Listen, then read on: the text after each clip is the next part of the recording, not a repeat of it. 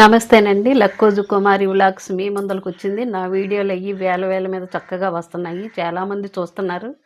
నాకు చాలా సంతోషంగా ఉందండి. మీ అందరూ చూస్తున్నారు సరే. నాకు లైకులు చేయండి, సబ్స్క్రైబులు చేసి లైకులు చేయండి. ఓకే, నేను కోరుకునేది అదే. చాలామంది చూస్తున్నారండి వీడియోలు. నాకు చాలా సంతోషంగా ఉంది.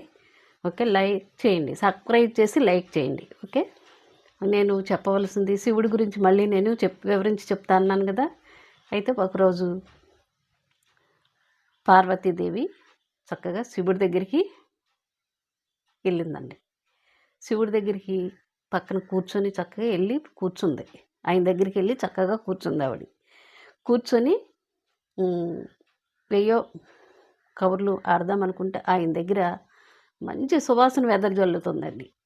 ఏంటి ఈయన దగ్గర మంచి సువాసన వెదజల్లుతుంది ఏంటి అనేసి ఆవిడకి ఎంతో ఆశ్చర్యం వేసింది. ఆయన గురించి తెలుసు కదా, మన శివుడు ఎక్కడుంటాడు ఆయన ఏమండి తెలుసు కదా.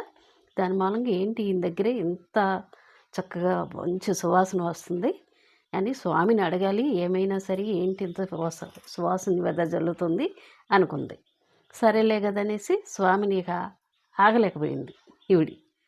ఇక ఆగలేక, స్వామి ఏంటి మీ నుంచి ఇంత సుగంధ ద్రవ్యాలతో ఇంత మంచి వాసన వెదజల్లుతుంది ఏంటి, చాలా వాసన అనేసి చాలా పరవశించిపోతుంది. ఈవిడి సంతోషపడిపోతుంది.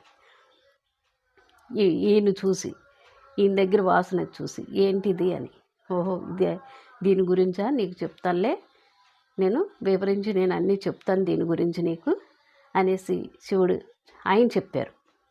అసలు ఆ సుగంధ ద్రవ్యాలండి అంటే అది ఆ సువాసన వెదజల్లుతుంది ఆయన దగ్గర అంటే మీకు అర్థమైంది కదా. శివుడి దగ్గర ఆ సువాసన వెదజల్లుతుందంటే అసలు పార్వతీదేవి ఎంత పరవశించిపోయిందోనండి.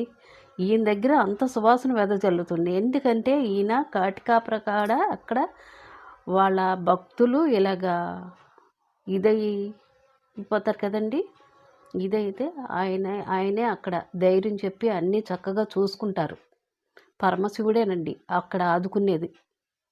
అత్తుకొని నువ్వేమీ భయపడొద్దు అనేసి అన్నీ చూసుకునేది మరి ఆయనే, శివుడే. అలాంటి ఆయన ఇక్కడ ఇలా మంచి సువాసనతో వెదజల్లుతుంటే ఈవిడికి చాలా సంతోషం వేసేసి తట్టుకోలేకపోయిందండి పార్వతీదేవి. అందుకే ఆయన్ని ఈ రకంగా ప్రశ్నించిందనమాట. మళ్ళీ దాని గురించి మీకు నేను వివరించి చెప్తాను. ఆయన చెప్పాడనమాట, నీకు చెప్తానుండు, ఈ వాసన ఎందుకు వెదజల్లుతుంది ఏంటి, ఈ సువాసన వల్ల నీకు అన్నీ నేను తెలియపరుస్తాను అని చెప్పాడు పరమశివుడు. ఓకే, అది కూడా మీకు నేను తెలియపరుస్తాను. లైక్ చేయండి, షేర్ చేయండి, సబ్స్క్రైబ్ చేయండి. ఓకే.